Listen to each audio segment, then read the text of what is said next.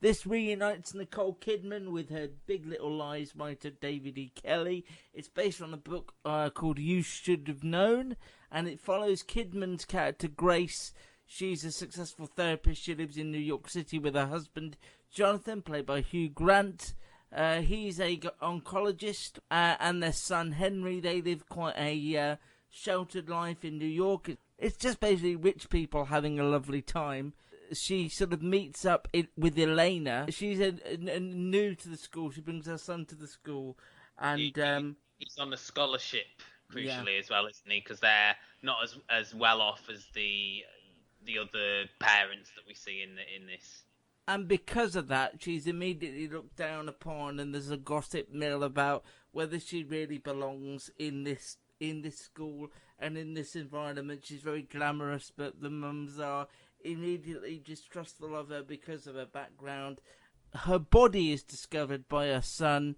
Hugh Grant's character Jonathan goes missing at exactly the same time. Are these two things connected, and where does it go from here? A lot of DNA with Big Little Lies, as you might expect. That's not just because Nicole Kidman's in it, but because David E. Kelley has written it. It's about a specific hoi polloi, heightened version of society that looks down upon those less fortunate. You know, all of these characters are connected by the fact that their children attend the same educational institution as well, like in Big Little Lies. And it is sort of one of those how the other half lives, with most of these women being well off, and like the outsider. You know, we had Shailene Woodley in Big Little Lies. Here, as you mentioned, it's the character of Elena, and there is that one scene where they instantly take against her because she breastfeeds. I know, obviously, we started with the Luke special. The son, it was him saying, like, where's mum gone, and then him going off to discover the body, which was such a arbitrary scene, but it was a very bear with us, because we know there's a lot. It's going to be like a lot of upper class people speaking in rooms. Hugh Grant playing Hugh Grant. Until that final third of the episode, it was just a lot of talk. It was just a lot of talking and not much action. You know, they were building up these characters, as you say. You saw Nicole Kidman as the therapist in a few scenes. Hugh Grant being very, you know, humorous, charismatic as the husband, you know, having this discussion with his son about not wanting a dog. And then we got all these women sort of sniping at each other. We had Janelle Maloney, a bit of a West Wing crossover here. As one of these women. Then, as you say, the tone just completely shifted. You know, this woman, and we knew something was going to happen to her because of that initial scene, and then it's suddenly, because you say that Jonathan can't be found, he was going to be going off to a convention in, was it Cleveland or somewhere? You know, it wasn't like he should have been at home, but there was the insinuation that he couldn't be contacted. She didn't know which hotel he was staying in. She got through to someone with the same name and felt like he could be cheating on her, but it was a guy with an American accent. I found this quite a chore to get through, if I'm honest. It took me a couple of goes. It got going as it went on. There wasn't enough intrigue here. I think if this was one that they put on all to stream, I might have watched the second episode, but I don't think it justifies waiting that week to see what happens next. I've just got very little interest in it. I mean, it looks fantastic. They've got some really good sets.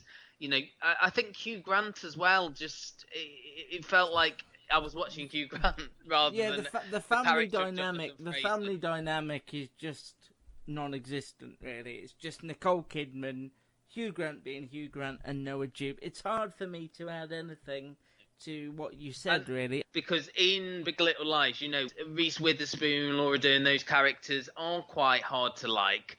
But we had Shailene Woodley in there, and I don't think they've got that. They killed that equivalent character off, basically, after a few scenes. I've seen a lot of people say they know it's not that interesting, but they're just watching it for Nicole Kidman and Hugh Grant, which is not something I do. There has to be something in it below the surface for me. It's written like a Lifetime movie. It's just all very on the surface. There's no depth to this at all. There's not a level of intrigue, and I think there's a bit of a theme on this week's podcast, perhaps spoiler for the next show we're going to discuss, that this is a really talented group of people getting together and producing something that's really lackluster. I found it really boring, really slow-paced. I find Nicole Kidman, even in Big Little Lies, to be quite a hard character to connect with and to warm to, because she's always in this world that most of us can't even aspire to get to. And whilst in Big Little Lies it was all sun-drenched and things like that, and we like seeing them snipe and bitch at one another, but here it's just really bland. I was just going to say, Nicole Kidman's performance in Big Little Lies is quite understated. It's she's quite relaxed in a way, even though it's quite a dramatic performance. Yeah, she does really well in that to play a victim of domestic abuse who is sort of, trying to put a brave face on things, but is broken inside. They didn't use her to her best abilities until those final scenes where she's desperately trying to find Jonathan and can't find him, after this tragedy has occurred. It relied, as you say, on the big names to sell it to people. Here's Nicole Kidman again, looks quite similar to Big Little Lies, as you say, David E. Kelly. I like the director Suzanne Bier as well. I think she is quite a talented director, but she's not given a great deal to work with here, and the results are just as I say, it was just quite dull. I found it very dull, very bland. And when you're not invested, it's hard not to go, that's Nicole Kidman, that's Hugh Grant. I didn't for 1 second believe that she was... I thought she was better than him. I know you said it was based on a book, but I think David E. Kelly possibly wrote this with Hugh Grant in mind, because it does play to his strengths as this sort of sarcastic Brit, So that is The Undoing, 6 episodes, because it's on HBO, as Matt says, it requires the week-to-week viewing Mondays at 9 o'clock.